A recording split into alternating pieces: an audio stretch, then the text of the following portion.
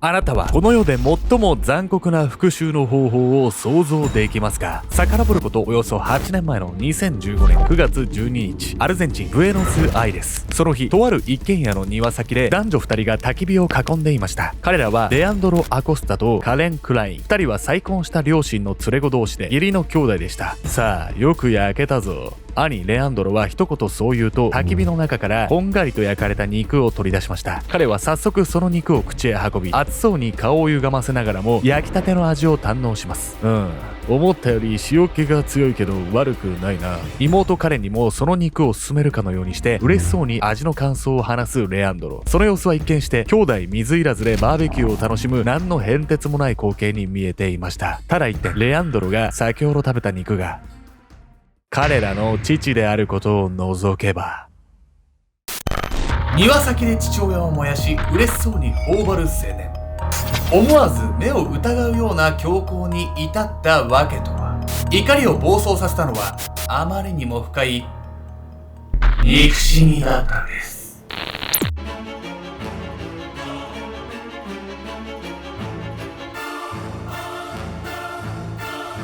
おそす、ヤミコ新衣装だよ、ケンちゃんです。群れちゃってセクシーヤミヤミコです。というわけでですね、群れるとちょっと危険なんで通気性のいいワンピースにさせていただいたんですけどね。気づいた方いるかしらね、はい、これ前の衣装とちょっと色味はそんなに変わんないんだけど、ちょっとこれから夏場ですから群れちゃってね、私のちょっと素敵な匂いがあなたにね届いちゃうとちょっと失礼だけど、サイズ合ってない説。どういうこと？ここら辺？そこら辺大丈夫？大丈夫。本日ご紹介するのはアルゼンチンに住むある兄弟が犯した殺人事件についてなんです。この兄弟、家族ととんでもないトラブルを抱えており、おぞましい方法で復讐してしまうんです。家族に復讐ってそんな家族に対して恨み持つことなんてある？なんか嫌だなとかムカつくなとか別に子供の時それぐらいはあるじゃん。あるけどさ、あーってなんかさ、事件起こすぐらいのことはないよね、普通はね。相当ひどい親だったっていうことなのかしら？まずは両親の遺体の発見現場から。その惨状は兄弟の恨みを如実に物語っていたんです。悪魔の兄弟。遡ることおよそ8年前の2015年9月13日、アルゼンチンの首都ブエノスアイレス。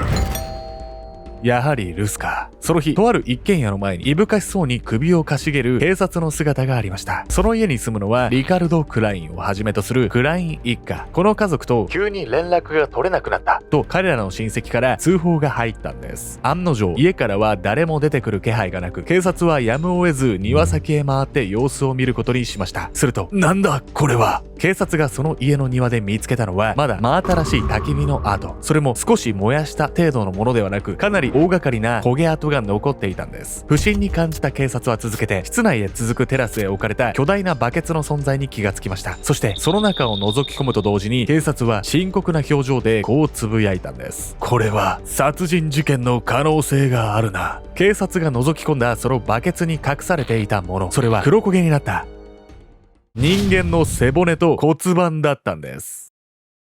ちょっと待ってよ、庭で遺体を燃やしたってこと？これそういうことになるんです。そしてこのあまりにもひどい犯行を行った犯人の正体を知り、警察は戦慄とするんです。庭先で人骨が発見されたことから緊急事態を察した警察はすぐにその家の中を捜索しました。すると寝室や廊下など家の底かしこから血痕が発見されたんです。結局自宅からは人骨以外の遺体は見つかりませんでしたが、事件が報道されるとそれらの行方もすぐに明らかになります。あの家からゴミを運び出すのを手伝うよう頼まれたんだ。明らかに量が多いから変だと思ってたんだよ。報道を見て警察署へ飛び込んできたのは犯人の知人の男性。警察はそこから男性の案内で現場から数キロ離れた空き地へ急行。するとそこでは計16個ものゴミ袋が発見されたんです。その中身は全て現場の庭先で焼かれた人肉でした。そして男性の証言から逮捕されたのは若い男女2人、レアンドロ・アコスタとカレン・クラインの兄弟でした。現場となったその家で暮らしていた彼らをなんと両親を殺害し遺体を解体。その遺体を庭で燃やした後、数キロ先の空き地に遺棄したんです。えげつなさすぎてさ、言葉出ないわよ。兄弟は両親にどんだけの恨み持ってたっていうの。ほんとそこに関してなんですけど、兄弟が両親にされたこともね、それもまたえげつないんです。特に兄のレアンドロは家族によって人生をどん底に突き落とされたとね、言っても過言ではないんです。この家族、一体何があったというんでしょうか。刻み込まれたトラウマ。それは事件が起こる11年前の2004年のこと。当時14歳の兄レアンドロはブエノスアイレスの町に母のミリアム・コルワチュクと共にやってきました。おお、よく来たな。そう言ってレアンドロと母を迎え入れたその中年男性はリカルド・クライン。彼は母ミリアムと再婚し、新しくレアンドロのママ父となったんです。おいカレン、今日からお兄ちゃんになるレアンドロだ。仲良くするんだぞ。リカルドがそう声をかけると、玄関へ顔を出したのは彼の11歳になる娘カレン・クラインでした。よろしくお願いします、お兄ちゃん。レアンドロはこの時のカレンの笑顔に新居での生活の不安が和らぐような温かな印象を覚えていました。優しく人懐っこいカレンの性格もあって、この後2人はすぐに打ち解け、まるで実の兄弟のように通じ合う仲になっていきます。さらに父リカルド、母ミリアムの間には新しく双子の赤ちゃんが生まれ、一家はより一層賑やかになっていきました。なんか両親に恨みが出てくるかと思いきや、全然そんな感じもなくて、しかも新しい妹とも気が合いそうでね、全然そんな雰囲気ないじゃない。そうなんですけれども、それがですね、うん両親にね、それぞれ連れ子がいて、で、間に新しい子供ができるって、この状況実は家族関係がうまくいかない確率が高いとされているんです。そんなことある？というわけで本日のメトラキーワード、ステップファミリーとセメントベイビーについて。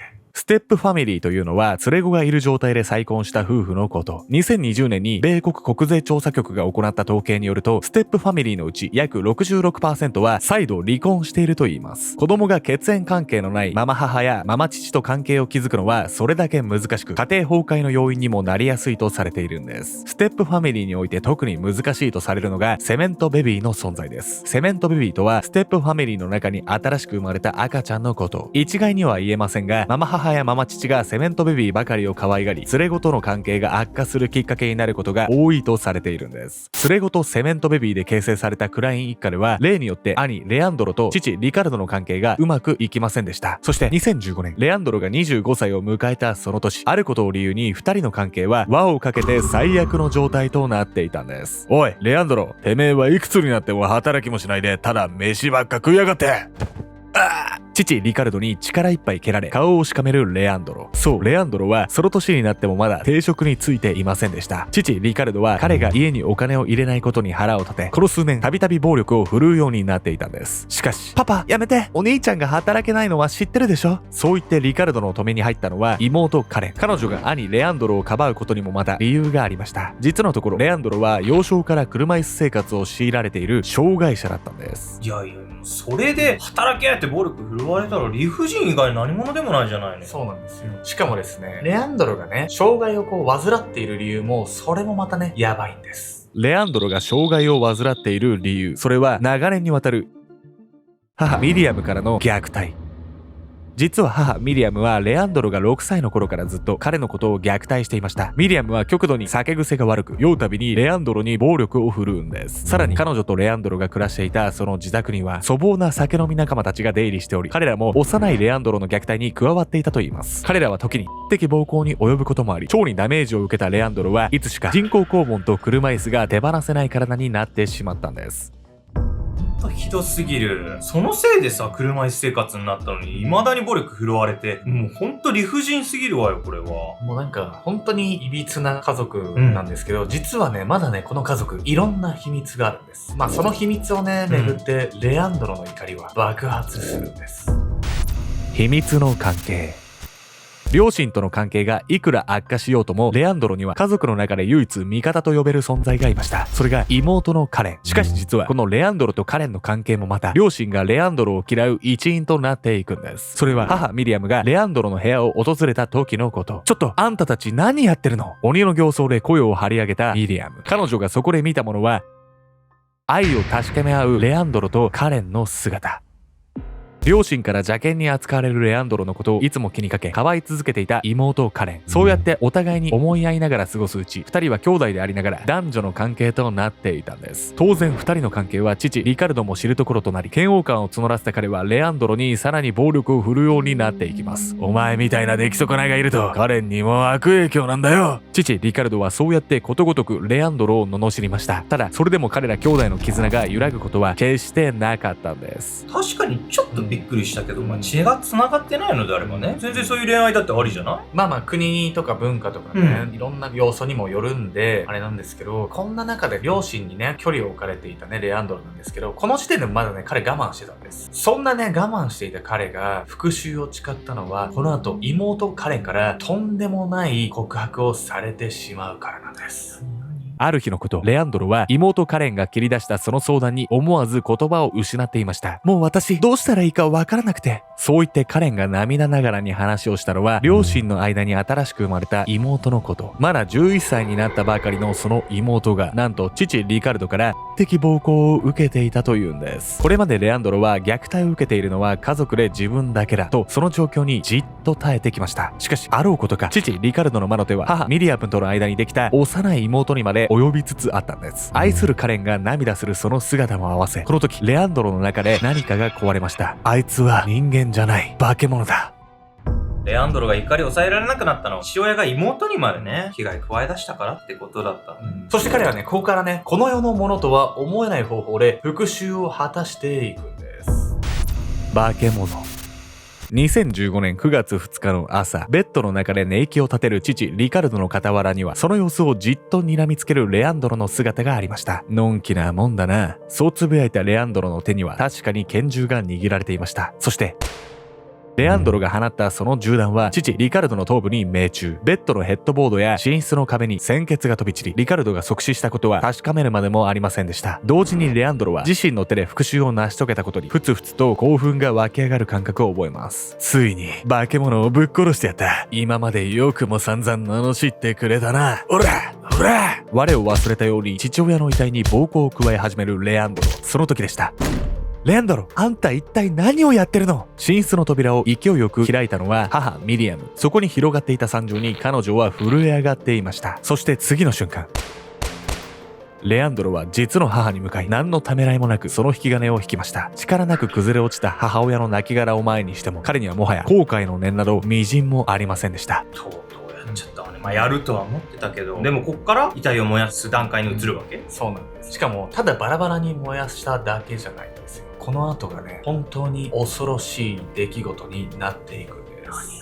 レアンドロが両親を殺害してから10日間、兄弟は自宅の遺体もそのままの状態で生活をしていました。その間もレアンドロは両親の遺体に散々暴行を加え、その行為自体に興奮を覚える素振りを見せていたといいます。一方のカレンは幼い弟や妹を学校へ送り迎えし、自身もいつも通り仕事へ向かう日々を送っていました。今の兄ちゃんを刺激すれば何をしでかすかわからない。こんなこと誰にも言えない。カレンはレアンドロが取り返しのつかない犯行に及んでしまった事実を知りながらも、恐怖のあまり誰にもその話をできずにいたんです。そして両親の殺害から10日目のこと。その日、レアンドロの家の庭先には斧を振り下ろす音が何度となく響いていた。隠蔽工作のため、レアンドロが両親の遺体を解体していたのだ。彼の隣には妹カレンの姿も。そして解体が一通り終わると、こいつを燃やした後、家から離れた空き地に捨てる。レアンドロがそう説明したかと思うと、カレンは静かにうなずき、用意していた薪に火をつけ始めた。そこから兄弟はゆっくりと時間をかけ、両親の遺体をその日にかけていた。そんな最中、少し塩辛いけど豚肉みたいでうまいな。レアンドロは満足そうな様子で一言そう言った。彼は両親を燃やすその中で焼けた遺体の一部を淡々と口に放り込んでいた。なんで食べちゃうの？意味がわからない。まあ僕ももちろんわかんないんですけど、ただレアンドロはね、こうやって遺体をもてあそぶことで長年自分を苦しめてきたね、両親へのね、復讐をこうじわりじわりとね、果たしてたのかもしれないですよね。この後兄弟は燃やしたその遺体を数キロ先の空き地に遺棄するんですが、運搬の際に頼った知人の通報で逮捕されることに。車椅子のレアンドロと女性のカレンだけでは遺体を運び出せなかったことが犯人特定の決め手となったんです。そして事件から4年後の2019年10月、レアンドロとカレンはそれぞれ二重殺人の罪に問われ終身刑の判決を下されることになるんです。このうちカレンに関してはあくまで隠蔽工作を手伝っただけとみなされ減刑される運びに。彼女は今もなお刑務所の中で司法の決定を待っている状況なんです。一方のレアンドロはその後精神科病院へ入院することになり、その暮らしぶりを妹のカレンに手紙で報告しています。俺は何かの病気みたいだけど毎日少しの薬をもらいながら穏やかに暮らしている。ここには働けと罵る奴はいない。化け物はもう死んだんだ。自身に散々なトラウマを植え付け、愛する妹たちまで傷つけた両親を前に怒りを抑えきれなくなってしまったレアンドロ。復讐を遂げた彼は確かにある意味での安息を手に入れたのかもしれません。しかしレアンドロが殺人を犯してしまった今となっては、彼か両親かどちらが化け物だったのかももはやわからないんです。強い信頼関係で結ばれ立派に大人になっていた兄弟なら、両親とうまく距離を取る方法も選べたのではないかと、その結末が悔やまれてなりません。おそすやみこさん、先日ね、ムーンライブプロジェクトというね、名前で VTuber のね、新しいプロジェクトで第1期生オーディション募集開始したんですけど、本当にたくさんの方からね、ご応募いただいてね、まだね、あとちょっとだけ応募期間あるんで、ぜひぜひね、ご応募いただければと思うんですけれども、ちょっとね、それにこう、関連して、イラストレーターさん、V のイラストを描いてくれる方と、モデラーさん、もしくは両方ともできるよというね、素晴らしい素敵な方がいればね、ぜひ概要欄、そして固定コメントの応募フォームからね、ポートフォリオと一緒にね、送ってきていただき、ムーンライブプロジェクトね、一緒にこう盛り上げていければと思うんですよね。なのでね、VTuber はちょっとイラストとモデラー、そっちに興味あるんだよ。もしくはもうやってるよって方は、そっちに応募していただければと思います。よろしくお願いします。